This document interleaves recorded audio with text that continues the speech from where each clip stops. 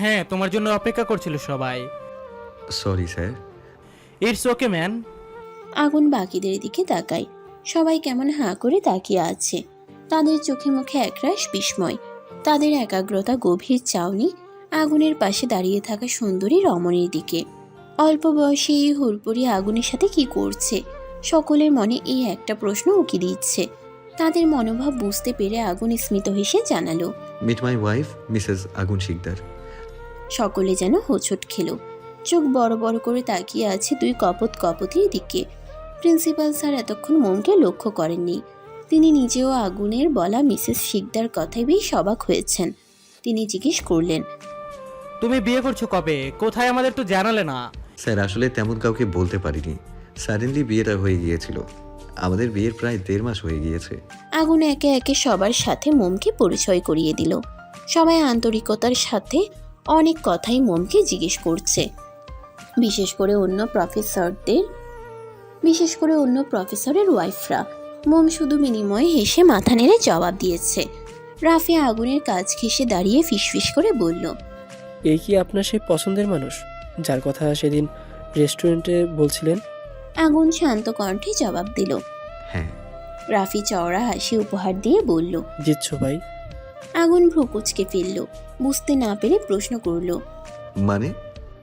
ভাবিকে দেখতে অনেকটা বাচ্চা বাচ্চা লাগছে। বয়স কত শুনি? 16। সবাই আরেক দফা চমকে উঠল। বিস্ময়ে তাদের চোখ কোটর ছেড়ে বেরিয়ে আসার উপক্রম। কথাটা আগুন একটু জোরেই বলেছে। সবাই অবাক হলেও তাদের তেমন কোনো ভাবান্তর হলো না। কিন্তু সিনিয়র এক প্রফেসর এসে অবাক সহিত জানতে চাইলেন, what? I can believe this. আগুন, তুমি তুমি একজন 16 বছরের বাচ্চা মেয়েকে কীভাবে বিয়ে করতে পারলে? বিবেকে ভাবলো না? আগুন অস্বস্তিতে পড়ে গেল। কিভাবে বিষয়টা হ্যান্ডেল করবে? রাফি বিষয়টা এড়িয়ে যাওয়ার জন্য বলল, আরে স্যার, বাদ দেন সে কথা। আজকালকার মেয়েরা অল্প বয়সে অ্যাডাল্ট হয়ে যায়। আগুন স্যারের বউকে দেখতে কিন্তু অতটাও ছোট মনে হচ্ছে না। সিনিয়র প্রফেসর তিরিক্ষি মেজাজ নিয়ে বললেন, মেয়েটা কতটুকু সেটা বড় কথা নয়, বড় কথা হলো প্রফেসর আগুনের বয়সের সাথে মেয়েটা যাচ্ছে না। কোথায় 29 আর কোথায় 16? শুধু বিয়ে করলেই হয় না, বয়সের সাথে ম্যাচিংয়ের তো একটা কথা আছে। শিক্ষিত মানুষ হয়ে বাল্যবিবাহ কিভাবে করছে সে? আগুন তাকায় প্রফেসরের দিকে। এই প্রফেসর কোনো এক কারণে আগুনকে সহ্য করতে পারে না। কারণটা তিনি না জানালেও আগুন বুঝতে পারে। আগে এই সিনিয়র প্রফেসরের কাছে শিক্ষার্থীরা প্রাইভেট পড়তো। চাকরিতে জয়েন করার পর থেকে শিক্ষার্থীরা আগুনের কাছে প্রাইভেট পড়তে চায়। কিন্তু আগুন এই পর্যন্ত কাউকেই প্রাইভেট পড়ায়নি, সকলকে নিষেধ করে দিয়েছে। তবুও কোনো শিক্ষার্থী আর এই সিনিয়র প্রফেসরের কাছে প্রাইভেট পড়েনি। সেজন্য তিনি আগুনের উপর রেগে আছেন। আগুন বুঝতে পারে না এটা আগুনের কি দোষ। হয়তো সেই রাগ এখন বাল্যবিবাহ নাম করে ছাড়তে চাইছেন। আগুন ফোঁস করে তপ্ত শ্বাস টেনে রাগটুকু গিলে নিল। কণ্ঠ খাদে এনে ভারকি গলায় বলল, কোথায় লেখা আছে শুধু অশিক্ষিতরা বাল্যবিবাহ করতে পারবে আর শিক্ষিতরা পারবে না? আমাদের বিয়ে আগে থেকেই ঠিক করা ছিল। আমার ওয়াইফ যদি আমাকে খুশি মনে মেনে নিয়ে সংসার করতে পারে, সেখানে আপনার কি সমস্যা বুঝতে পারছি না। এ পর্যায়ে প্রফেসর কিছুটা দমে গেলেন। পাল্টা আর কথা বাড়ালেন না। ওনাকে এই কলেজের কেউ দেখতে পারে না, না শিক্ষার্থী আর না অন্য কোনো প্রফেসর। এমনকি প্রিন্সিপাল স্যারও ওনাকে দেখতে পারেন না। ওনার নামে অনেক শিক্ষার্থী অভিযোগ জানিয়েছে তাকে। প্রফেসর ক্লাসে পড়া সঠিকভাবে না বুঝিয়ে বারবার প্রাইভেট পড়ার তাগিদ দেন। বিষয়টা নিয়ে প্রিন্সিপাল প্রফেসরকে রাগারাগিও করেছিলেন। প্রিন্সিপাল স্যার সকলের উদ্দেশ্যে বললেন, এই টপিক নিয়ে কেউ আর বাড়াবাড়ি করবেন না। এটা যার যার পার্সোনাল ম্যাটার। কলেজ মাঠে গাড়ি দাঁড়িয়ে আছে, সকলে নিজেদের সিটে গিয়ে বসে পড়ুন। মোমকে জানালার পাশের সিটে বসিয়ে সাথে সিটে আগুন বসলো। আগুন আগে থেকে বলে রেখেছিল জানালা বরাবর ডাবল সিট লাগবে তার, নিজের জন্য না, তার কোমলমতির জন্য। বড়সড় একটা বাস গাড়ি ভাড়া করা হয়েছে। গাড়িটা 2 তলা বিশিষ্ট। যারা এসেছে তাদের মধ্যে কাপল হচ্ছে 8 জন, আর বাকিগুলো সিঙ্গেল। আগুন 2য় তলায় মোমকে নিয়ে বসেছে। মূলত কাপল যারা, তাদের সকলের সিট 2য় তলায়। আকাশ এখন বেশ পরিষ্কার। ইতোমধ্যে সূর্যের কিরণ পৃথিবীর বুকে হানা দিয়েছে। রাতের অন্ধকার সরিয়ে নিজের দীপ্তি ছড়িয়ে দিয়েছে ধরণীর বুকে। গাড়ি চলতে শুরু করেছে তার নিজ গতিতে। মোম শাড়ির সাথে হিজাব বাঁধেনি, ক্লিপ দিয়ে ফুলের মতো করে খোপা বেঁধেছে। গাড়ি চলার সাথে সাথে মোমের কানের দুল সামনে পিছে দুলছে। আজ একটু ভালোই সাজগোজ করেছে। আগুন নিজে মোমকে সাজিয়ে দিয়েছে, শুধু লিপস্টিক গাঢ় করে দিতে দেয়নি, সেজন্য হালকা করে দিয়েছে। মোম পাতলা ঠোঁটে মনোমুগ্ধকর হাসি ঝুলিয়ে বড় বড় আঁখি তুলে চারপাশে অবলোকন করছে। আগুন সেই রাঙা ঠোঁটের হাসির দিকে মুগ্ধ দৃষ্টিতে তাকিয়ে আছে। তার নববধূর কাজল কালো চোখের মায়ায় আটকে যায় সে ক্ষণে ক্ষণে। চোখ দুটো স্থির লোচনে মনোনিবেশ করল মোমের বিবর ঠোঁটে। বাকি কাপড়রা নিজেদের মধ্যে কথা বলছে, হাসাহাসি করছে তাদের সকল কথা আগুনকে নিয়ে। সে আসার পর থেকে তাদের দিকে ফিরেও তাকাচ্ছে না, তার সকল মনোযোগ তার বউয়ের দিকে। এসব নিয়েই কথা বলছে তারা। আগুনের এক কলিগ হাঁক ছেড়ে ডাকলো, প্রফেসর আগুন, আমাদের দিকে একটু নজর দিলেও তো পারেন। মোম তাকাই সেদিকে, দেখতে পেল ওদের দিকে চেয়ে সবাই মিটিমিটি হাসছে। মোম লজ্জায় কুকড়ে গেল, কারণ আগুনের নজর এখনো মোমেতে আবদ্ধ। মোম কটমট করে আগুনের হাতে চিমটি কাটল। আগুন মৃদু স্বরে ব্যথাতুর শব্দ তুলল, কণ্ঠ খাদে এনে রাশভারী গলায় জিজ্ঞেস করলো, কি হয়েছে? মোম ঠোঁট উল্টে জবাব দিল, আমার দিকে তাকিয়ে আছেন কেন? দেখছেন না সবাই দেখছে? কেউ একজন আপনাকে পেছন থেকে ডেকেছিল। শুনতে পাইনি। মোম চিবিয়ে চিবিয়ে বলল। শুনবেন কি করে? মন কোথায় থাকে আগুন আপনার? মাথা কিঞ্চিত ঝুঁকিয়ে মোমের কানের কাছে মুখ নিয়ে হিসিয়ে বলল, আমার সকল ধ্যান তোমাতে নিবদ্ধ। দূরে শুনুন, সবাই তাকিয়ে আছে। আগুন সরল, পেছন ফিরে মুচকি হেসে জানতে চাইল। জি, কেউ ডেকেছিলেন? আগুনের কলিক রসিকতা গলায় বলল, ডেকে তো ছিলাম, তবে আমার মনে হয় না আপনি আমাদের কথা শোনার মতো পরিস্থিতিতে আছেন। কেন শুনবো না, আপনারা বলুন। না থাক, ভাবির সাথে সময় কাটান, লং জার্নি তো, পরে টায়ার্ড হয়ে যাবেন। টায়ার্ড হওয়ার আগ পর্যন্ত এনজয় করুন। পাশ থেকে লোকটার স্ত্রী ধমকে নাক ঝামটি মেরে বলে উঠল। প্রফেসরের মুখটা নিমিষেই চুপসে গেল। মোম ফিক করে হেসে উঠল। আগুন ঠোঁট কামড়ে হাসে, বাকিরা শব্দ করে হেসে ওঠে। আগুন হাসি মুখে ভরাট কণ্ঠে বলল, ভাবি, আজকে অন্তত রাগারাগি না করলেই ভালো হয়। আনন্দটা মাটি হয়ে যাবে। আর আমার মতো কাউকে হতে হবে কেন? সবাই তার নিজস্ব জায়গায় নিজস্বভাবে সুন্দর। তাছাড়া আমার বউটা একদমই বাচ্চা, ওর সাথে তো আপনার কম্পেয়ার করলে চলবে না। কলিগের বউয়ের মুখটা অন্ধকারে ছেয়ে গেল। আগুনের কলিগ হো হো করে হেসে ওঠে। একদম ঠিক হয়েছে, তাকে খোঁচা দিয়ে কথা বলা। কলিগের স্ত্রী বিরক্ত হলো, মুখ ঘুরিয়ে অন্যদিকে চেয়ে রইল। বাকিরা বেশ মজা নিচ্ছে। আগুন ঘাড় ঘুরিয়ে পুনরায় সামনে তাকালো। মোম ঠোঁট টিপে হাসছে, হাসির সাথে গাল দুটো কেমন ফুলে উঠছে। আগুনের ইচ্ছে করছে ওই ফর্সা রক্তাভা ফুলা গালে কুটুস করে কামড় বসাতে, কিন্তু সেটা তো সম্ভব না। জায়গা এবং পরিস্থিতি দুটোই এখন প্রতিকূলে। এদিকে আগুনের বুকে ঝড় বইছে, ইচ্ছে করছে এক্ষুনি বউকে বুকের ভেতর ঝাপটে ধরে অশান্ত হৃদয়কে শান্ত করতে। মোমের ঝকঝকে হাসিটা চিরস্থায়ী হলো না। আগুনের হাসকি স্বরে বলা কথাটাই থপ করে নিভে গেল।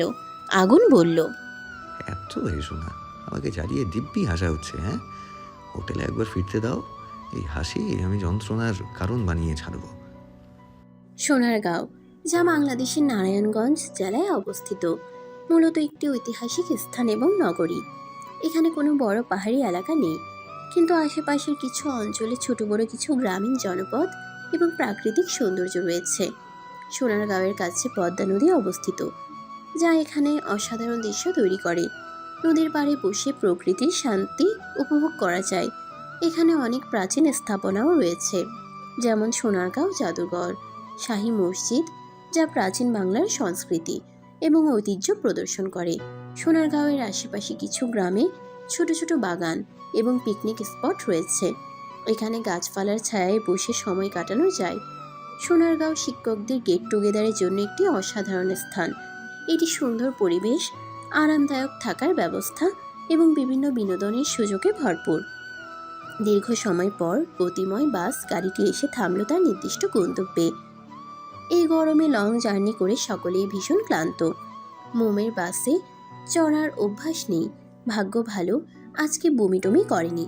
আগুনের কাঁধে মাথা রেখে কিছুক্ষণ ঘুমিয়েছিল। আস্তে আস্তে সকলে গাড়ি থেকে নেমে পড়ল।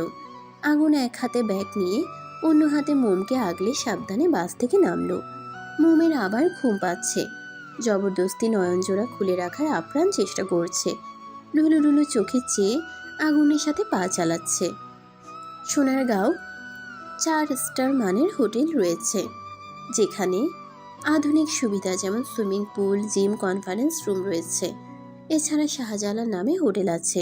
এটি আরও একটি মানসম্মত হোটেল, যেখানে আরামদায়ক কক্ষ এবং ভালো সেবা পাওয়া যায়। সবাই মিলে শাহজালাল হোটেলে উঠেছে। সোনারগাঁওয়ে স্থানীয় ট্যুর কোম্পানির মাধ্যমে প্যাকেজ ট্যুরের ব্যবস্থা করা হয়েছে, যেখানে থাকার, খাওয়ার এবং ভ্রমণের সব কিছু একসাথে করা যাবে।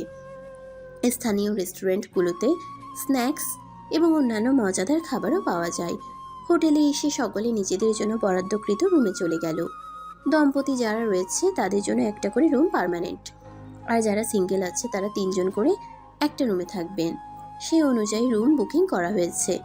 জার্নি করে সকলেই ক্লান্ত ছিল, সেজন্য ফ্রেশ হয়ে খাওয়া দাওয়া করে সবাই রেস্ট নিচ্ছে।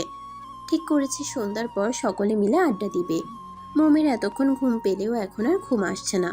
তখন ক্লান্ত ছিল বলে হয়তো ঘুম পাচ্ছিল। গাড়িতে বেশ ভালোই ঘুমিয়েছিল। মোম বারান্দায় দাঁড়িয়ে আছে। এখান থেকে বাইরের কোলাহলপূর্ণ পরিবেশ সুন্দর করে দেখা যাচ্ছে। বারান্দায় বসার ব্যবস্থা আছে। মোম চেয়ার টেনে বসে পড়ল। গালে এক হাত ঠেকিয়ে তাকিয়ে থাকলো অনিমেষ। আগুনের চোখে ঘুম ধরা দিয়েছে। আনমনে পাশে হাত রাখতেই চমকে উঠল।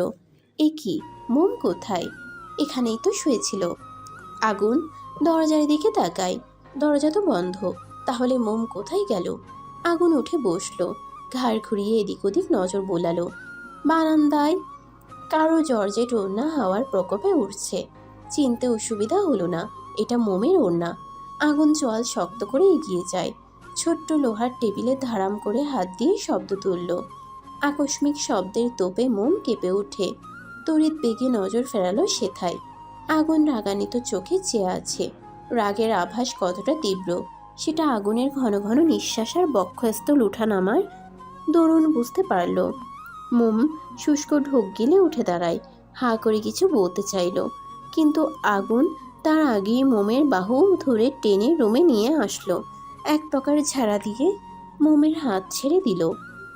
সজোরে ধাক্কা দিয়ে বিছানায় ফেলে মোমের উপরে উঠে গেল। মোম হকচকিয়ে যায়। অবাক হয়ে চোখ দুটো বড় বড় করে চেয়ে রইল। মোমের হাত দুটি বিছানায় চেপে ধরে ক্রোধান্বিত ভঙ্গিতে দাঁতে দাঁত চেপে আগুন বলল, আমাকে টেনশন দিতে খুব মজা পাও, তাই না? ঘুমে আচ্ছন্ন হয়ে হেঁটে হোস্টেল পর্যন্ত আসতে পারছিলে না, আর এখন যখন ঘুমানোর জন্য বলছি তখন তুমি চুপি চুপি উঠে বারান্দায় চলে গেলে। আমাকে একবারও বলার প্রয়োজন মনে করলে না। মোম ভীত নয়নের চেয়ে আতঙ্কিত গলায় বলল, ঘুম আসছিল না, সেই জন্য উঠে পড়েছিলাম। তাছাড়া রুমেই তো ছিলাম, বাইরে তো যাইনি। আগুন চিৎকার করে উঠে ধমকে বলে, আবার মুখে মুখে তর্ক করছো? সাহস বেড়ে গিয়েছে? দিন দিন অবাধ্য হয়ে যাচ্ছ। কথা বললে গায়ে মাখো না। ডানা বেশি বড় হলে সেটা কাটতে আমার বেশি সময় লাগবে না। মোম হতভম্ব হয়ে গেল। কি থেকে কি বলছে এই লোক? না ঘুমিয়ে উঠে পড়ায় এই সামান্য ব্যাপারে এতটা রেগে গিয়েছে, এভাবে ধমকাচ্ছে। চেপে ধরা হাতে বেশ ব্যথা পাচ্ছে মোম। আগুন বেশ শক্ত করিয়ে মোমের হাত ধরে রেখেছে। মোম হাত ছাড়ানোর চেষ্টা করলো না, এতে কুমড়োটা আরও রেগে যেতে পারে। ভীষণ কান্না পাচ্ছে ওর। ঘন পাপড়িযুক্ত আখিজোড়া ছলছল করে উঠল। ঠোঁট কামড়ে কান্না আটকানোর চেষ্টা করছে, কিন্তু সফল হলো না। বেহায়া চোখ দুটো থেকে নোনা জল গড়িয়ে পড়ল। এক সময় না পেরে মোম ফুপিয়ে কেঁদে উঠল। মোমের কান্নায় আগুনের হুঁশ ফিরল। তুরন্ত হাত ছেড়ে দিল। ঝট করে মিশিয়ে নিল প্রশস্ত বুকে। লম্বা শ্বাস টানল। মাথায় আদুরে হাত বুলালো। ভারীকে নিঃশ্বাস ছেড়ে শান্ত কণ্ঠে বলল, অচেনা অজানা জায়গায় এসেছো। আমার জন্য না হলেও তোমার জন্য এই শহর নতুন। তোমাকে দেখতে না পেয়ে টেনশনে পড়ে গিয়েছিলাম। এমনিতেই একটা ব্যাপারে তোমাকে নিয়ে ভয়ে তটস্থ থাকি, তাই রাগ হয়েছিল। মোম কিছু বলল না।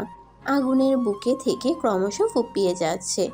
আগুন পুনরায় অত্যন্ত মোলায়েম গলায় বলল, জায়গাটা অপরিচিত, আমাকে না বলে কোথাও যাবে না। যেখানেই যাবে আমাকে বলে যাবে, মনে থাকবে তো? মোম ঠোঁট উল্টে বলল, থাকবে, তবে ওয়াশরুমে গেলেও বলে যেতে হবে। আগুন এক পেশে হাসল। আর একটু নিজের সাথে জড়িয়ে নিয়ে বলল, দরকার হলে তাই। এবার বলো, না বলে কোথাও আর যাবে না? মোম ছোট করে উত্তর দিল। যাব না। আগুন তপ্ত শ্বাস ছাড়ল। অঞ্জলি পুটে মোমের কোমল মুখশ্রী তুলে নিল। এইটুকুতেই কেঁদে কেটে চোখ মুখ ফুলিয়ে ফেলেছে মেয়েটা। সাদে কি আর আগুন তার পিচ্ছি বউকে কোমলমতি বলে? আগুন নরম অষ্টপুট এগিয়ে মোমের চোখে চুমু দিল। পরপর চুমু পড়ল মোমের পাতলা পিপড় ঠোঁটে। আগুন যত্ন নিয়ে চুমু খেলো বউয়ের কোমল রক্তাভা গালে। মোম চোখ তুলে চায়। আগুন তার ভেজা গাল মুছে দিল। মোম ভোতা মুখে বলল। ঘুম আসছে না। মোমকে বুকে টেনে নিয়ে শুয়ে পড়ল আগুন। রাশভারী গলায় বলল, কোনো কথা না, চুপ করে চোখ বন্ধ করো, ঘুম চলে আসবে। হোটেল থেকে মাগরিবের আজানের পর সকলে বের হলো। সকলের মোট এখন ফরফরে। অল্প অল্প বাতাস বইছে। গায়ে লাগাই বেশ আরাম অনুভব করছে সকলে। গরমের সময় প্রকৃতি হাওয়া মন্দ না। হোটেল থেকে কিছু দূর সকলে গোল হয়ে আসন পেতে বসেছে। বসার জন্য চেয়ারের ব্যবস্থা নেই। স্থানীয় লোকেরা পাটি বিছিয়ে দিয়েছে। এতগুলো মানুষ সবাইকে চেয়ার জোগাড় করে দেওয়া সম্ভব নয়, সেজন্য পাটির ব্যবস্থা করা হয়েছে। স্থানীয় লোকেরা ভীষণ আন্তরিকতার সঙ্গে তাদের বরণ করেছে। সকলে মিলে টুকটাক গল্পের আসর জমিয়ে দিয়েছে। এই গরমের মধ্যে আনন্দটাকে দ্বিগুণ বাড়ানোর জন্য উঠানের মাঝখানে শুকনো কাঠ জ্বালিয়ে দিয়েছে। মোম খুশিতে হাততালি দিতে চেয়েও পারেনি, কারণ সবাই আছে এখানে। সকল দম্পতিদের মধ্যে আগুন মোমের জুটি বেশি আকর্ষণ করছে। দুজনের গায়ে একই রঙের পোশাক। সকলের মধ্যে থেকে রাফি দাঁড়িয়ে উচ্চস্বরে বলে উঠল, শুধু গল্প গুজব করে সময় পার করলেও চলবে? যারা পার্টনার সহ এসেছেন তাদের তো রাজকপাল, আর আমরা যারা সিঙ্গেল তাদের তো ফাটা কপাল। যাই হোক, প্রিন্সিপাল স্যার ভাবুক চিত্তে উৎফুল্লতা সমেত বললেন। ভালো হবে, কি গেম খেলা যায় বলো তো? রাফি আগুনের দিকে চেয়ে হাস্যোজ্জ্বল মুখে বলল। প্রফেসর আগুন, আপনি কিছু বলুন। আগুন নড়ে চড়ে উঠল। ঠোঁটে ঠোঁট চেপে কিছুক্ষণ চুপ থেকে নরম কণ্ঠে জানালো, খেলুন, আপনাদের যেটা ভালো লাগে, আমি এসবের মধ্যে নেই। রাফি ভ্রুকুচকে জানতে চাইল, নেই মানে? তা বলে তো শুনবো না। আপনাকেও খেলায় অংশগ্রহণ করতে হবে। এখানে উপস্থিত প্রত্যেক সদস্যদের খেলতে হবে। এটা এক ধরনের মজা, কেউ ইহালি করবেন না। আগুন ঠোঁট দুটি গোল করে ভারীকে নিঃশ্বাস ছাড়ল। কোনো প্রতিক্রিয়া দেখালো না। রাফি পুনরায় ভাষণ দেওয়ার ভঙ্গিতে বলল, এখানকার স্থানীয় সঙ্গীত বা নৃত্য অনুষ্ঠান আয়োজন করলে কেমন হয়? চিন্তা নেই, আপনারা যারা যেই গান নাচ পারেন সেভাবেই সকলের সামনে প্রেজেন্ট করবেন।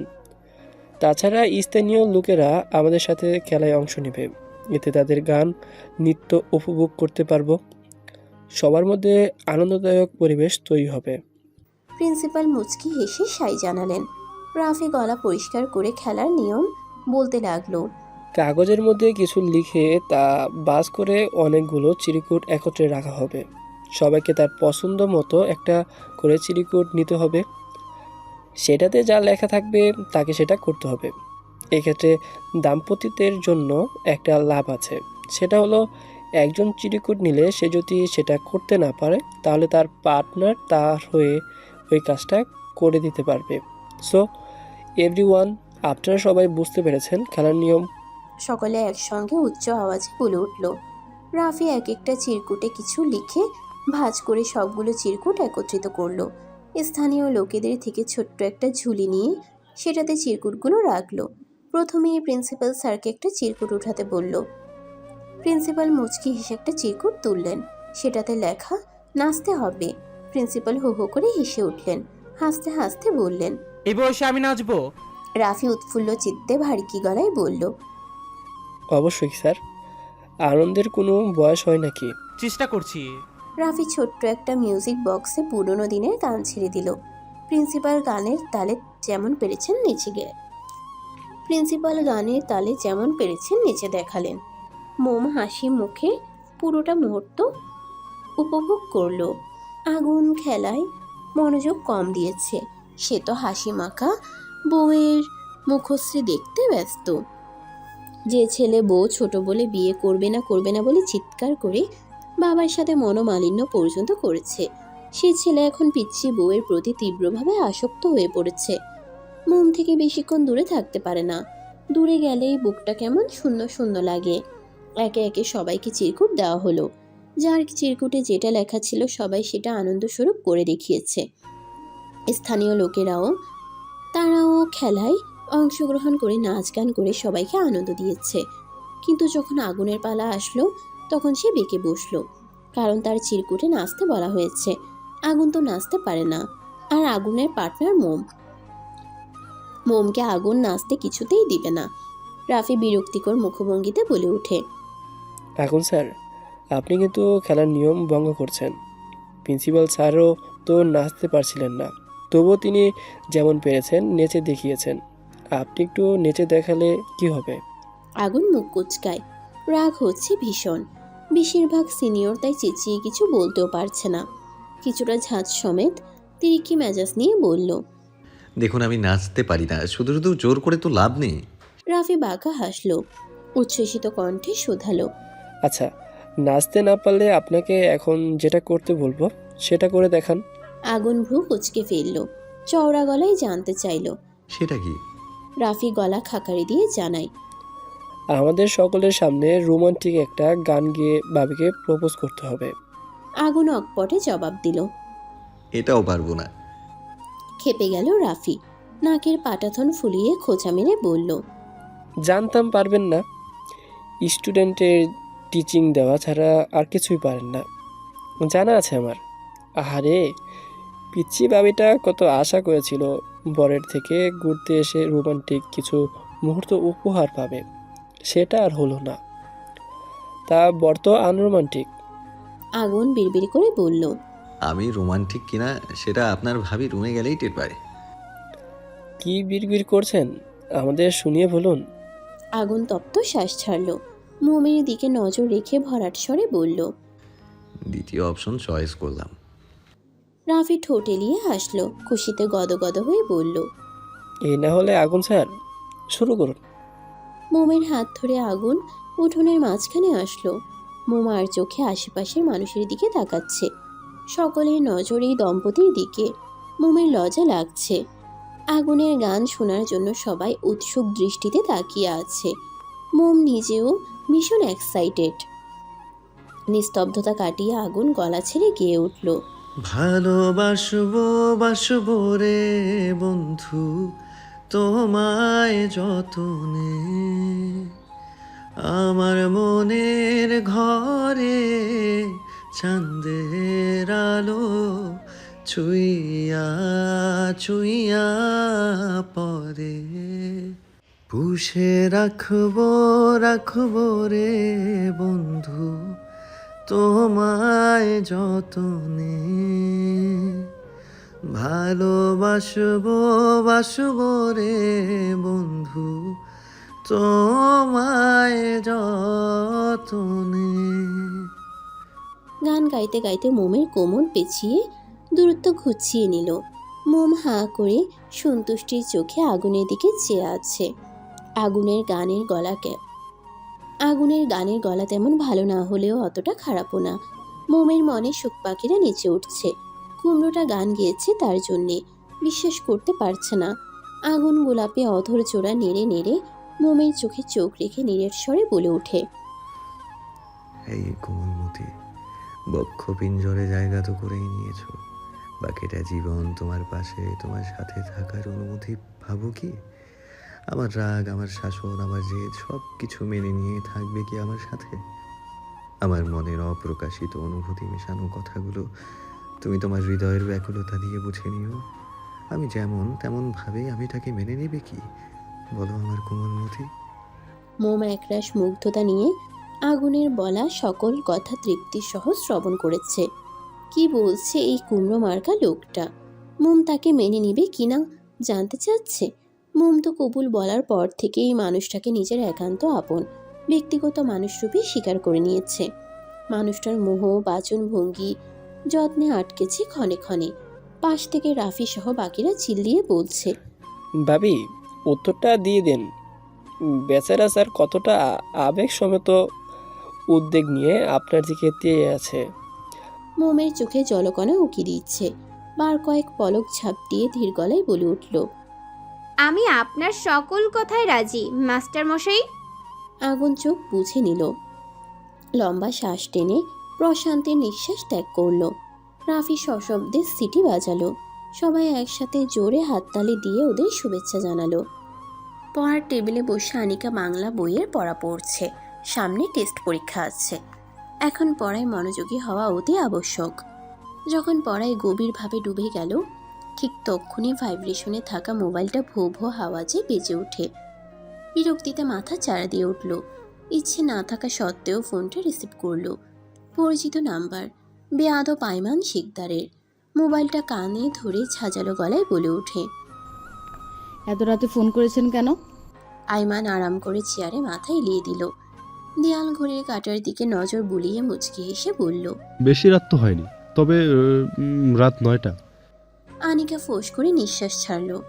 দরজার দিকে একবার উকি দিয়ে চিবিয়ে চিবিয়ে বলল, আপনার কাছে বেশি না হলো আমার কাছে বেশি, অনেক বেশি। রাখছি, আমার ডিস্টার্ব হচ্ছে। আইমান মৃদু স্বরে চিৎকার করে উঠল। গমগমে গলায় বলল, এখন রাখবে না, কথা আছে। আনিকার মেজাজ খারাপ হচ্ছে। পড়া রেখে এই ফালতু ছেলেটার সাথে বকবক করার ইচ্ছা ওর নেই। ভারী গলায় প্রশ্ন করল, বলুন কি কথা? কি করছো? আনিকা কটমট করে জবাব দিল, আপনার সাথে কথা বলছি। আইমান উচ্চ আওয়াজে হেসে ওঠে। আনিকার গা জ্বলে উঠল। তিরিক্ষি মেজাজ নিয়ে জিজ্ঞেস করে, আপনার আর কিছু বলার আছে? নয়তো আমি রাখছি। আইমান তুরন্ত উত্তর দেয়, রেখো না, আমার সাথে কথা বলা ছাড়া আর কি করছো সেটা বলো। করছি। ডিনার করেছো? না। কখন করবে? সেটা আপনাকে বলতে হবে? আইমান ঠোঁটিলিয়ে হাসল। মোহনীয় কণ্ঠে বলে, অবশ্যই, তুমি আর আমি তো একই। ডার্লিংকে রেখে একা কিভাবে খাই বলো? কয়লার উপর দিয়ে হাঁটার দরকার নেই, তোমাকে দেখলে মতিভ্রম এমনিতেই কেটে যাবে। আনিকা আর আইমান একে অপরের সাথে কথা জুড়ে দিয়েছে। আইমান উচ্ছ্বসিত হয়ে কথা বলে যাচ্ছে, আর আনিকা সেই সকল আজাইরা প্যাচাল চুপ করে শ্রবণ করছে।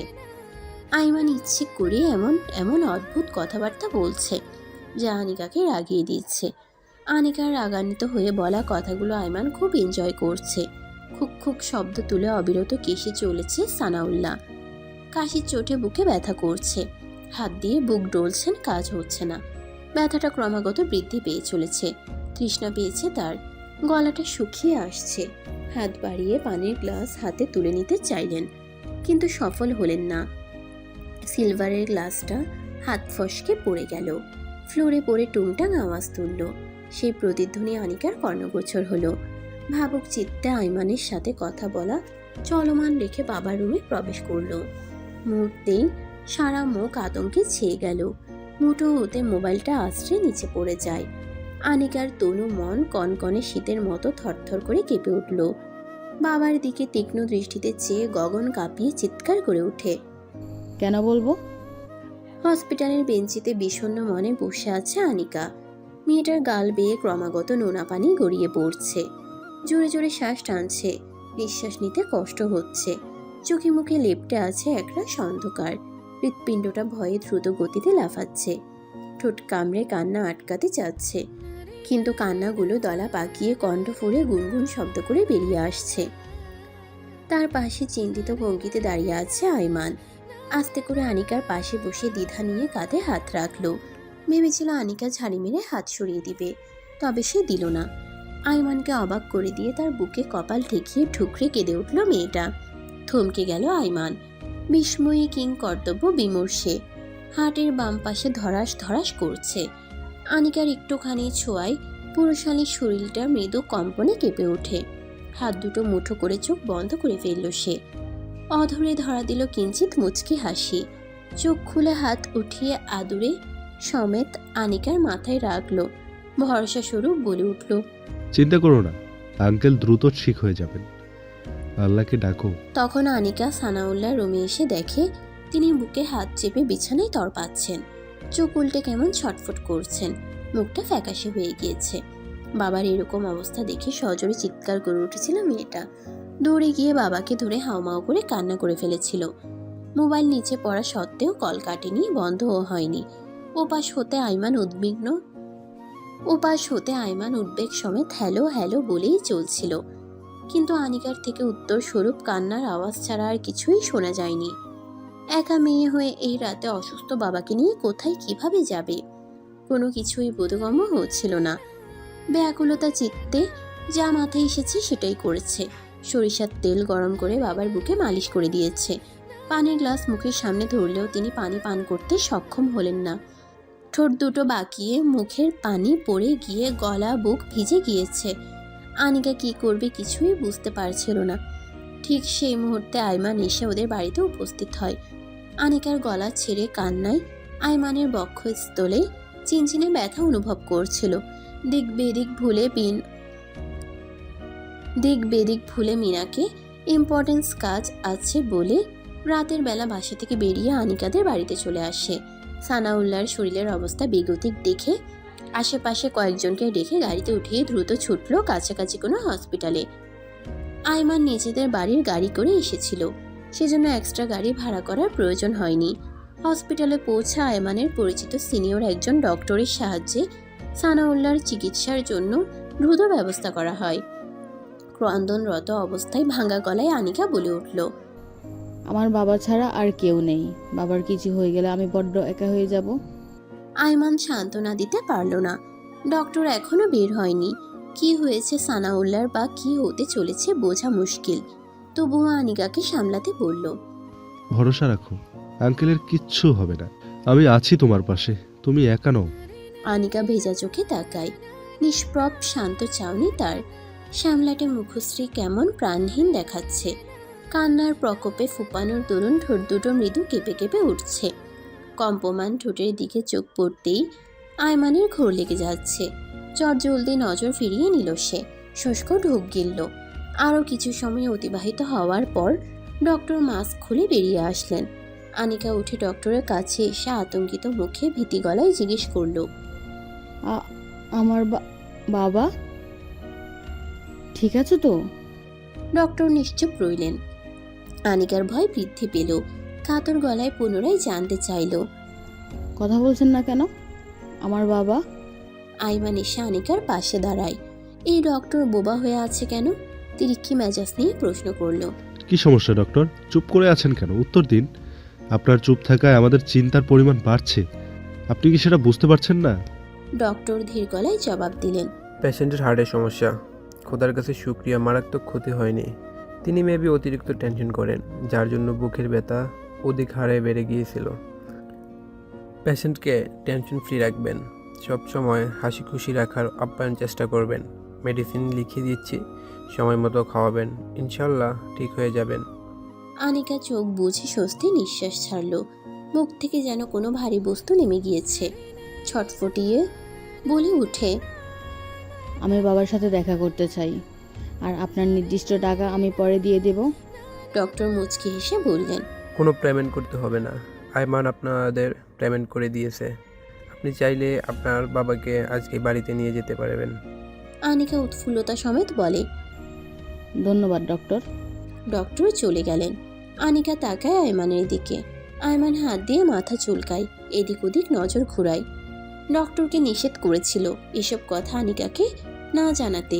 ডক্টর আয়মানের কথা অগ্রাহ্য করে বলে দিলেন, আচ্ছা আনিকা আবার ভাববে না তো আয়মান ওদের উপর দয়া দেখাচ্ছে? উল্টোপাল্টা চিন্তা করে ভুল বুঝবে না তো? আয়মান এসব ভাবনায় মশগুল যখন, তখন আনিকা তার ভাবনায় ছেদ গঠিয়ে মৃদুস্বরে বলে উঠল, কৃতজ্ঞতা কিভাবে প্রকাশ করবো বুঝতে পারছি না। আয়মান পূর্ণ দৃষ্টিতে তাকায় আনিকার পানে। ঠোঁটে তার না বলা কত শত কথা, বিড়ার পাহাড় সমান আকাঙ্ক্ষা, চাউনিতে এক টুকরো আশা। কণ্ঠ খাদে এনে শীতল গলায় বলল, কৃতজ্ঞতা জানাতে চাও? চাই তো। কৃতজ্ঞতা তোলা রইল, সময় সুযোগ বুঝে চেয়ে নেব। আনিকা ম্লান হাসল।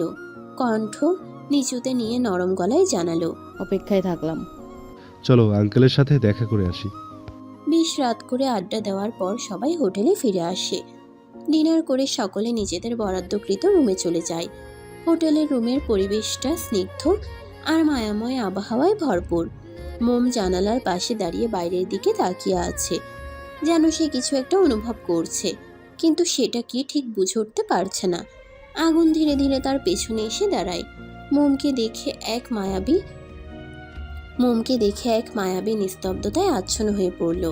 আস্তে আস্তে আগুন তার কোমর আলতোভাবে আঁকড়ে ধরে। মোম প্রথমে একটু সরে যায়, লজ্জায় মৃদু আভায় মুখ নিচু করে ফেলে, কিন্তু তারপর সে ধীরে ধীরে শান্ত হয়। আগুনের সেই উষ্ণ স্পর্শে সর্বাঙ্গে ঝংকার দিয়ে উঠল। আগুন মোমের হাত ধরে একটু ঘুরিয়ে তার মুখোমুখি করে। চোখে চোখ পড়তেই দুজনের হৃদয় একত্রে স্পন্দিত হয়ে ওঠে। মোমের চোখে চোখ রেখে আগুন নিরেট স্বরে বলে ওঠে, এই মুহূর্তটা আমি তোমাতে বিলীন হতে চাই। কি নিদারুণ আবদার! মোম বলার মতো কথা খুঁজে পেল না। আগুন মোমের কপালে কপাল ঠেকিয়ে নেশালো গলায় ডাকে, কোমলমতি। মোম ঘন ঘন শ্বাস টেনে মৃদু আওয়াজে উত্তর দিল, হুম। ছুঁয়ে দিলে রাগ করবে কি? মোম নীরব।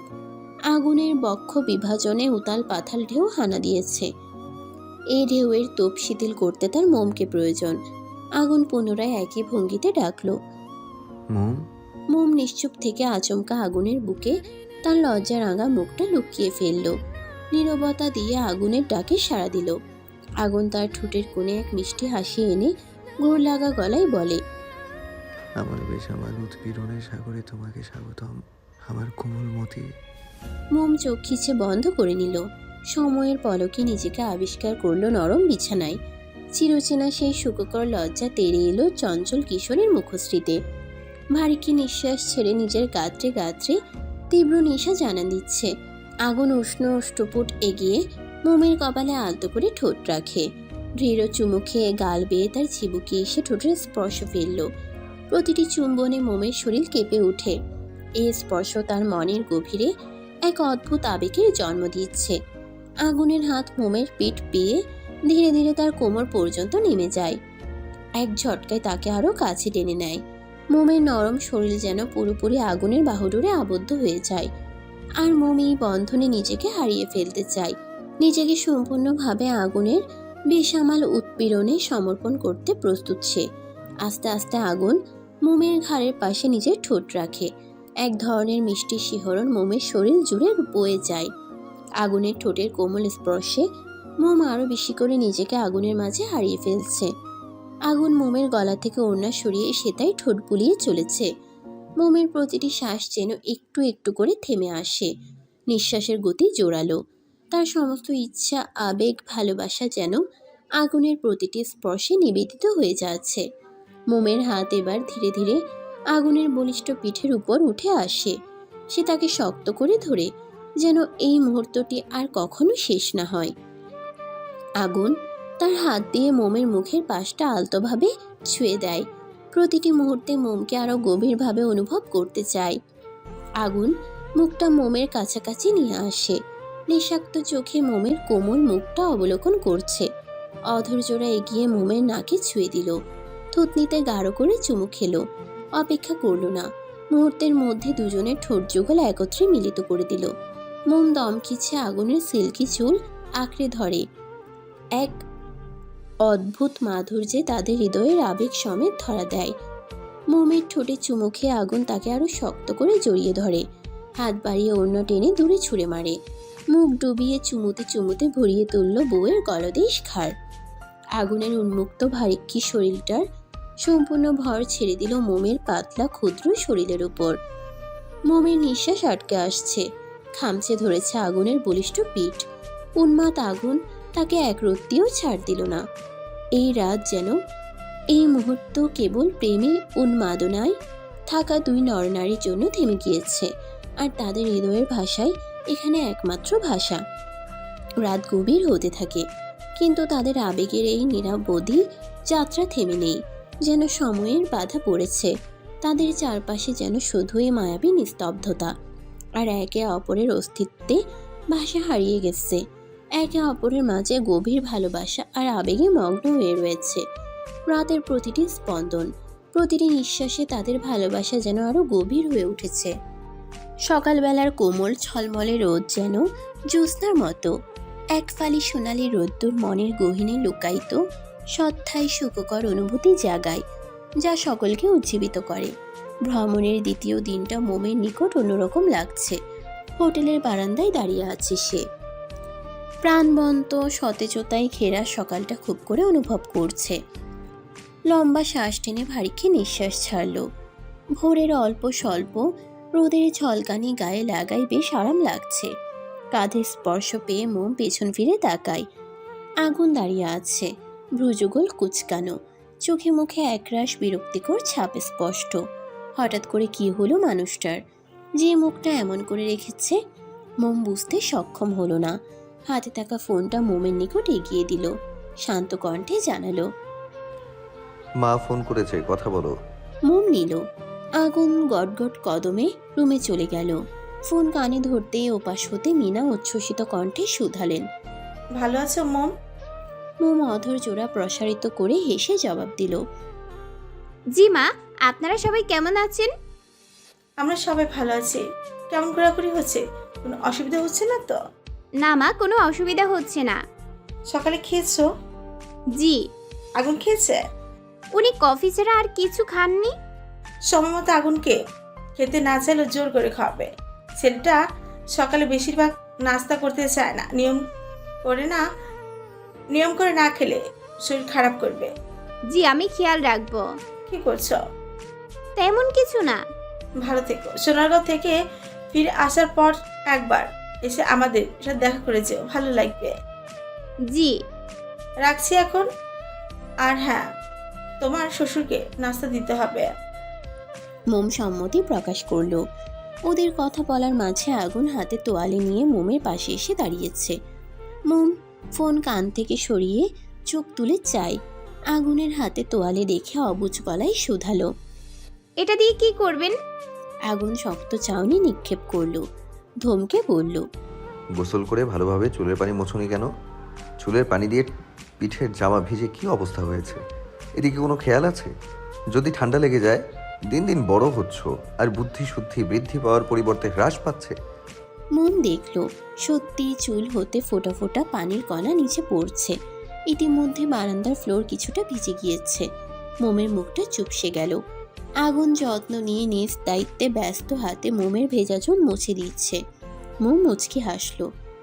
আগুনের থেকে পাওয়া এই ছোট ছোট যত্নটুকু মোমের কাছে স্বর্গীয় সুখ মনে হয়। আনন্দের দোলা দিয়ে ওঠে তার হৃদয়ে। আগুনের দিকে আর চোখে চেয়ে মিনমিন করে বলে।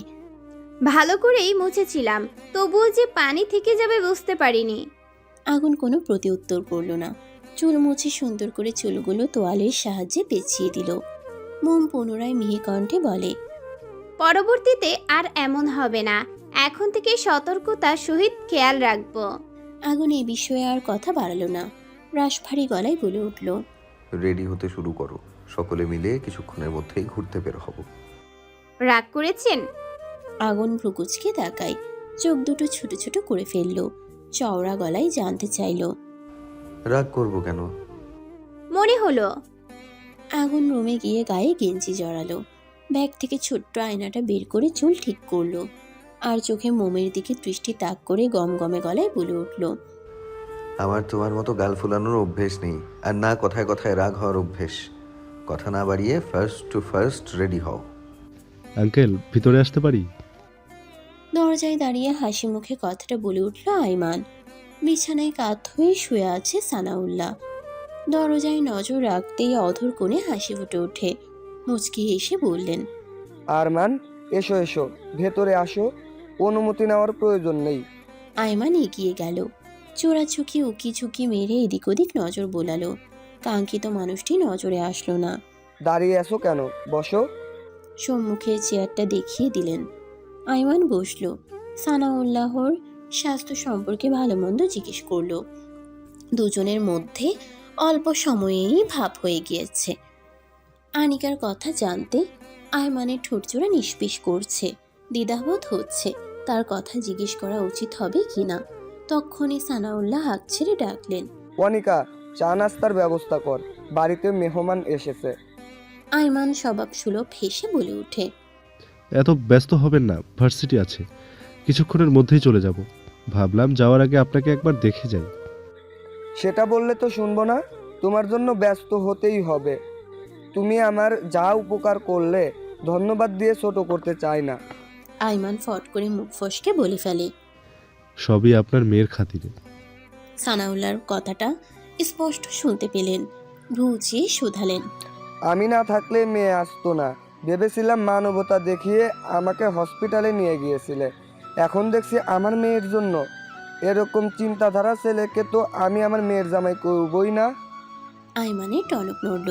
হাস্যজ্জ্বল মুখটা নিমিষেই থমথমে হয়ে গেল। সাফাই দেওয়ার ভঙ্গিতে দ্রুত ঠোঁট নেড়ে জবাব দিল। মানে আঙ্কেল, হয়েছে কি, আপনার মেয়েকে তো আমি চোখে হারাই, সেজন্য সবসময় যাই বলতে চাই আপনার মেয়ে আমার প্রতিটি কথায় মাথার মধ্যেই ঘুরে বেড়ায়। সানাউল্লাহ তীক্ষ্ণ দৃষ্টিতে চেয়ে বললেন। প্রথম যেদিন আমাদের বাড়িতে আসলে কোনো ভনিতা ছাড়াই সোজাসাপটা জানিয়ে দিয়েছিলে তুমি আমার মেয়েকে ভালোবাসো। রাস্তায় ঘটা সকল ঘটনা জানিয়েছিলে। তোমার সরল সাবলীয় শিক্ষার অবধি আমাকে মুগ্ধ করেছিলে। আইমান শুষ্ক ঢোক গিলল। জিভধারা ঠোঁট বিজিয়ে প্রশ্ন করল। সেটা কি? সানাউল্লাহ গম্ভীর কণ্ঠে বলে উঠলেন। এটাই যে আমার মেয়ে তোমাকে ভালোবাসে। আমি কষ্ট পাবো বা আমার মেয়ে ভয়ে সে কথা স্বীকার করছে না। আইমানের মুখে অমাবস্যা নামলো। এই লোক আবার পোল্ট্রি খাবে না তো? আদৌ তার কাছে মেয়ে বিয়ে দিবে তো? কত কষ্ট করে ভংচং বুঝিয়ে আনিকার বাবাকে নিজের দিকে টেনেছিল, যাতে ভদ্রলোক আইমানের প্রতি সন্তুষ্ট হয়ে নিজে আনিকাকে রাজি করিয়ে তার হাতে তুলে দেয়। এখন সবকিছু জলে চলে যাবে না তো? মিনমিন করে বলে উঠল। আপনার মেয়েকে নিজের করে পাওয়ার জন্যই কথাটা বলেছিলাম, কিন্তু আঙ্কেল বিশ্বাস করুন, আমি সত্যি অনিকাকে পছন্দ করি। আইমানের কণ্ঠে কাতরতা। ছেলেটার মুখটা পানসে হয়ে গিয়েছে। সানাউল্লাহ শব্দ করে হেসে উঠলেন। আইমানের কাঁধে হাত রেখে উচ্ছ্বসিত কণ্ঠে বললেন। আমার মেয়ের সুখ আমার কাছে সব। মা মরা মেয়ে আমার, নিজের আদর্শ যত্ন সহকারে কোলে পিঠে করে বড় করেছি। আমি সবসময়ই চেয়েছি এমন একজন আমার মেয়ের জীবনে আসুক যে আমার মেয়েকে মন থেকে চাইবে। আমার মেয়ে যেমন, সেটা হাসি মুখে মেনে নিয়ে তাকে সকল পরিস্থিতিতে আগলে রাখবে। আমার মেয়ে যদি তোমার সাথে থাকতে চায়, আমি কোনো দ্বিমত করব না। আইমান এক লাফে বসাত হতে উঠে দাঁড়ায়। উৎফুল্ল চিত্তে সানাউল্লাহকে ঝাপটে জড়িয়ে ধরে। খুশিতে গদগদ হয়ে বলে। আমার সোনামনা হবু শ্বশুরমশাই, আপনি শুধু আমার হ্যাঁতে হ্যাঁ মেলাবেন, বাকিটা আমি সামলে নেব। আপনার মেয়ে খুব শীঘ্রই আমার প্রেমে পড়লো বলে। এত জোরে ধরায় সানাউল্লাহর শ্বাস নিতে কষ্ট হচ্ছে। শক্তি প্রয়োগ করে ঠেলে সরিয়ে দিলেন আইমানকে। লম্বা শ্বাস টেনে কটমট করে বলে উঠলেন। হতচ্ছাড়া, মেয়ের বিয়ে দেওয়ার আগেই অক্কা পাইয়ে দিচ্ছিলে। আইমান ফিচেল গলায় জবাব দিল। চিন্তা নেই, নাতি নাতনিদের মুখ দেখার আগে আপনাকে রেহাই দিব না। সানাউল্লাহ চক্ষু হাসলেন। আনিকা চা বিস্কুট নিয়ে রুমে প্রবেশ করলো। চায়ের কাপটা আইমানের নিকট এগিয়ে দিল। আইমান থমথমে মুখে দাঁড়িয়ে পড়ে। ভারী গলায় বলে ওঠে। আমাকে যেতে হবে, অলরেডি অনেক লেট হয়ে গিয়েছে। কাউকে পাল্টা প্রশ্ন করার সুযোগ না দিয়ে সে চলে গেল। আনিকা হাঁ করে তাকিয়ে থাকলো। অবাক হয়েছে ভীষণ। এইভাবে চলে যাওয়ার মানে কি? সকালবেলায় শিক্ষকদের জন্য এই সময়টিতে একসাথে কফি বা চা পান করার সুযোগ মন্দ না, যা একটি সুন্দর বন্ধন তৈরি করে। প্রকৃতির এই শান্ত সময়টিতে তাদের কথোপকথন আর হাসি ঠাট্টা অবিরাম চলে। গরমের সকাল যেন এক নতুন আশা ও সম্ভাবনার প্রতীক, যেখানে প্রতিটি দিন শুরু হয় নতুন উদ্যমে। এমন সকাল প্রকৃতিগত মানুষের মনে দোলা দেয় এক নতুন দিনের শুরুতে, যা শেখার এবং বৃদ্ধির সুযোগ নিয়ে আসে। ব্রেকফাস্ট করে সকলে মিলে ঐতিহাসিক স্থানগুলো পরিদর্শন করেছে। আজকের দিনটা ঘোরাঘুরি করে পার করেছে সকলে।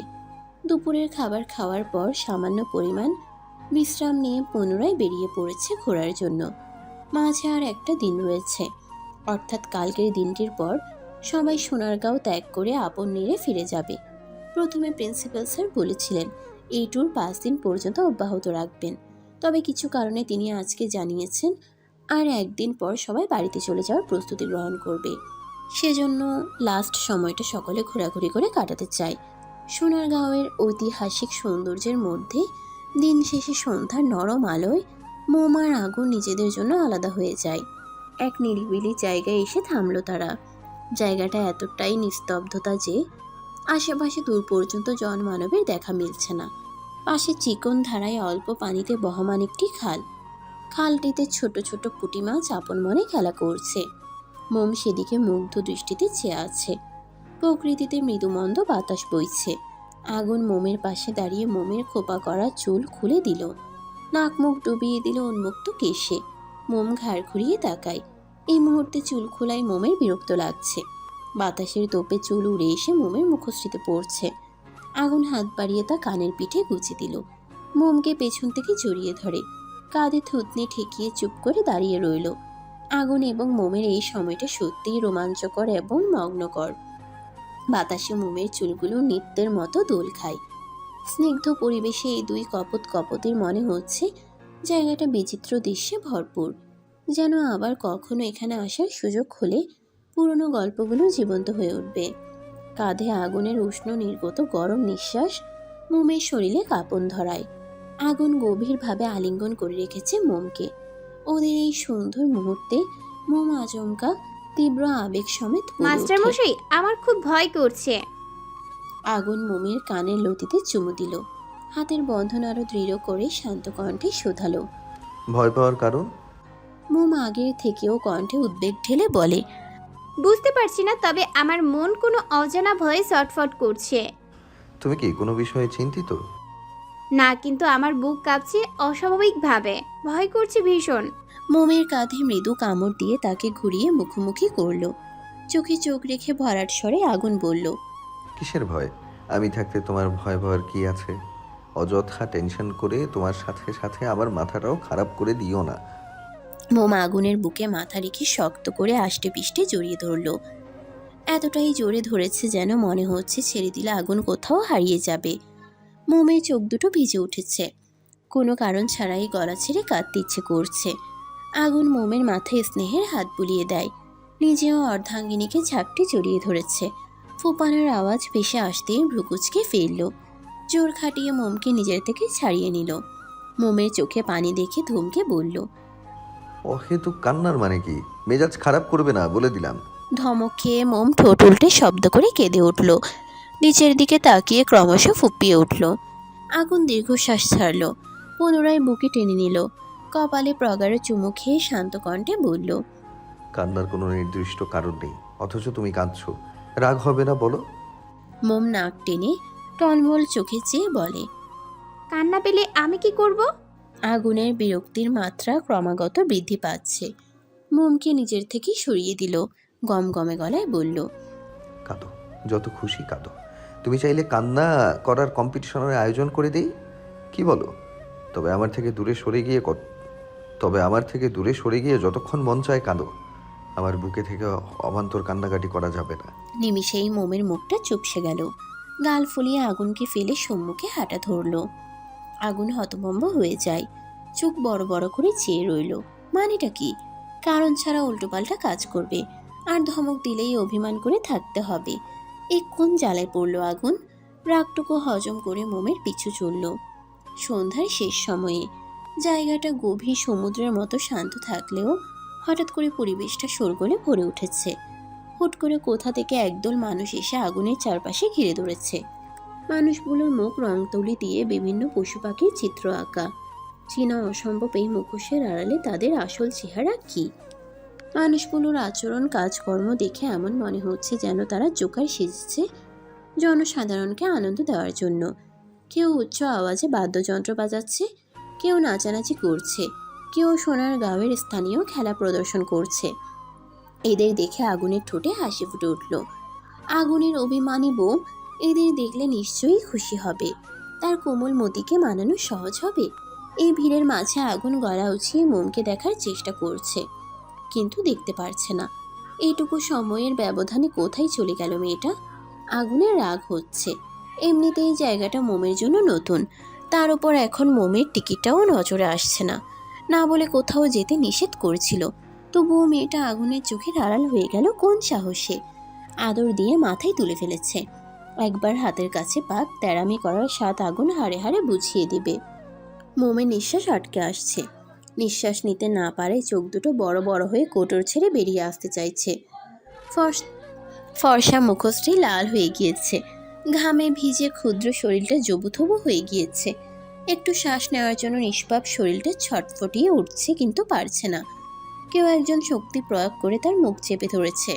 শুধু মুখ নয়, নাসারন্ধ্রের ছিদ্র পথ সহ মুখ চেপে ধরেছে, যার দরুন শ্বাস প্রশ্বাস চালানো মুশকিল হয়ে পড়েছে। মুখ থেকে হাত সরানোর চেষ্টা করছে, একটু শ্বাস নেওয়ার আশায়। হাতের মালিক ছাড়ছে না। মোমের ভীতিকর নেত্রদয়ে জলকণা জমা হয়ে টপাটপ গাল বেয়ে ক্রমাগত গড়িয়ে পড়ছে। শোরগোলের আওয়াজে মোম ঘাড় ঘুরিয়ে আগুনের দিকে তাকাতেই অনেকগুলো মানুষদের দেখতে পেয়েছিল। পা চালিয়ে আগুনের নিকট ফিরে যাওয়ার আগেই কেউ তার মুখ চেপে সেখান থেকে নিয়ে আসে। মেয়েটা চিৎকার দেওয়ারও সময় পায়নি। নির্দিষ্ট স্থানে এনে আগন্তুক মোমের মুখ থেকে হাত সরিয়ে নিল। মোম লম্বা শ্বাস টানল। দ্বিতীয়বার শ্বাস ত্যাগ করার সময় পেল না। আগন্তুক তাকে সজোরে ধাক্কা দিয়ে মাটিতে ফেলে দিল। জায়গাটা পাহাড়ি এলাকা নয়, তবে মোম বর্তমানে যেখানে আছে সেখানটা অন্য এলাকার তরুণ তুলনামূলক উঁচু। এখান থেকে নিচে পড়ে গেলে মৃত্যু না হলেও হাত পা ভাঙার সম্ভাবনা রয়েছে। তাছাড়া যদি নিচে পাথরখণ্ড থাকে তাহলে পাথরখণ্ডে মাথায় আঘাত পেয়ে মৃত্যুও হতে পারে। কিছু সংখ্যক গাছপালা রয়েছে।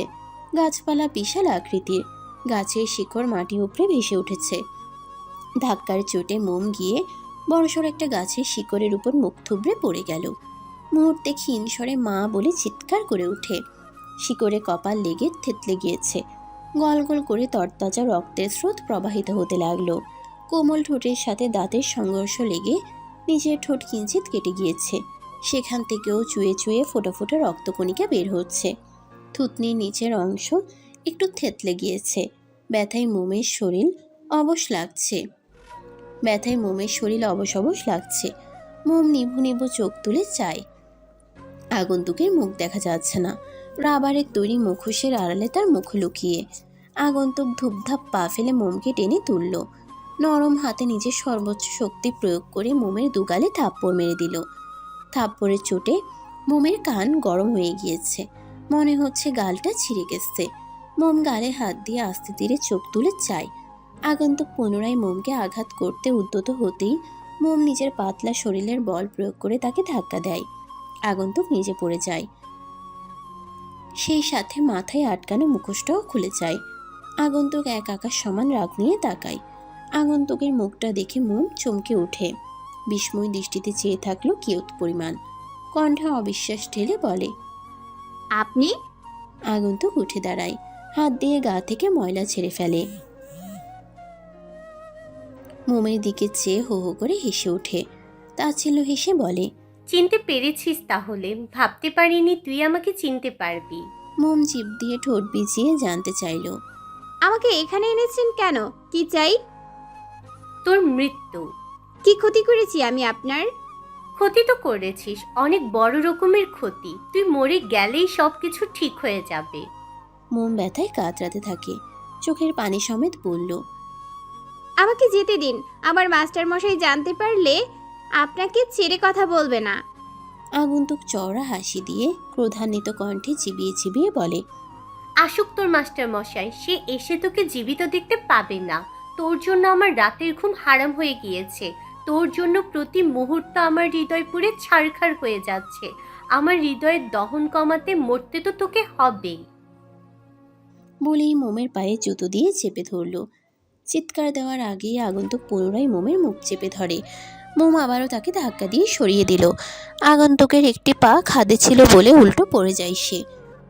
মোম আঘাত পাওয়া পা টেনে টলতে টলতে সামনের দিকে অগ্রসর হয়। মনে চড়িনে বাঁচার শেষ চেষ্টা করতে চাইছে। আজ ভাগ্য বোধহয় সহায়তা করতে চাইছে না। মোমের অস্তিত্ব বিলুপ্ত করতে সেও উঠে পড়ে লেগেছে। আগন্তুক উঠে এসে মোমের গলা চেপে ধরে। মোম আগন্তুকের হাতের উপর হাত রেখে ছাড়ানোর চেষ্টা করে, কিন্তু সফল হলো না। মোমের যতটুকু শ্বাস চলছিল এবার যেন সেটাও বন্ধ হবার উপক্রম। পিটপিট করে আশেপাশে নজর বুলায়। চোখ দুটো তার আগুনকে খুঁজছে। কাঙ্ক্ষিত মানুষটির দেখা মিলছে না। কিছুক্ষণ আগেও তা আগুন মোমকে বলেছিল, চিন্তা করো না, আমি আছি। আমি থাকতে ভয় কিসের? তাহলে এখন কোথায় সে? কেন আসছে না মোমকে বাঁচাতে? মোম তো ভয় পাচ্ছে, নাকি কথা দিয়ে কথার খেলাফ করতে চাচ্ছে সে? মোম শুষ্ক ঢোক গিলছে, গলাটা শুকিয়ে আসছে। অত্যন্ত নিচু আওয়াজে ক্ষীণ স্বরে বলে উঠল, মাস্টারমশাই, কোথায় আপনি?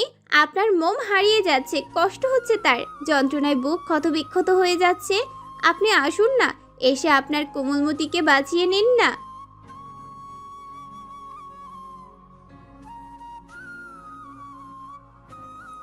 আর কিছু বলার শক্তি পাচ্ছে না মোম। শরীর সায় দিচ্ছে না, দাঁড়িয়ে থাকতে কষ্ট হচ্ছে। কণ্ঠনালী চেপে ধরায় শ্বাস নেওয়া কঠিন হয়ে পড়েছে। বাঁচার জন্য শেষবারের মতো কাতর গলায় আকুতি নিয়ে জানাই, দয়া করে আমাকে যেতে দিন, আমার বাবা অসুস্থ। আমার মৃত্যু তিনি মেনে নিতে পারবেন না। আমি আপনাকে হাত জোর করে অনুরোধ করছি। নির্দয় আগন্তুকের পাষাণ বক্ষে একটুও মায়া হলো না, বরং পৈশাচিক হাসি হেসে হাতের জোর আরও বাড়িয়ে দিল। বিশুদ্ধ রক্ত গড়িয়ে মোমের মুখ, গলা, হাতে লেগে আছে। গায়ের জামা ওড়নার একাংশ রক্তে মাখামাখি অবস্থা। মোম শরীর ছেড়ে দিয়েছে, শরীরে বিন্দুমাত্র শক্তি অব্যাহত নেই। চোখের সামনে আজরাইল রূপে আগন্তুককে দেখে মৃত্যুর জন্য নিজেকে প্রস্তুত করে নিয়েছে সে। আর তো কিছু করার নেই। চোখ দুটো ঝাপসা হয়ে আসছে। বাবা মা, ছোট্ট বোনের মুখশ্রী ভেসে উঠছে বারংবার। মোম মরে গেলে মোমের বাবা মা পাগল হয়ে যাবে। বড় আদরের মেয়ে কি না, আর মায়ের গায়ের গন্ধ পাবে না। মায়ের বুকে মুখ লুকিয়ে সুখ খোঁজা হবে না। বাবার গলা জড়িয়ে কত শত আদরে বায়না করা হবে না। ছোট্ট বোন মুনিয়ার আপু আপু বলে ডাক্তার শোনা হবে না। শ্বশুর শাশুড়ির যত্ন নেওয়া, ময়ূরী আপুর বড় বোনের মতো ভালোবাসা আর পাওয়া হবে না। শাশুড়ি মা কত আশা নিয়ে বলেছিলেন বাসায় ফিরে যেন তাদের সাথে দেখা করে, সেটাও আর সম্ভব হবে না। আর আর মোমের মাস্টার মশাই, তার বুকে মাথা রেখে প্রশান্তির নিঃশ্বাস নেওয়া হবে না। আচ্ছা, মোম মরে গেলে কুমড়ো মার্কা লোকটা কি আবার বিয়ে করবে? পারবে তার কোমলমতিকে ভুলে যেতে? মোমের জন্য কষ্ট পাবে কি তার মাস্টার মশাই? মোমের পরে যে আসবে কুমড়োটার জীবনে, সে কি মোমের মতো আগুনকে মানিয়ে নিতে পারবে?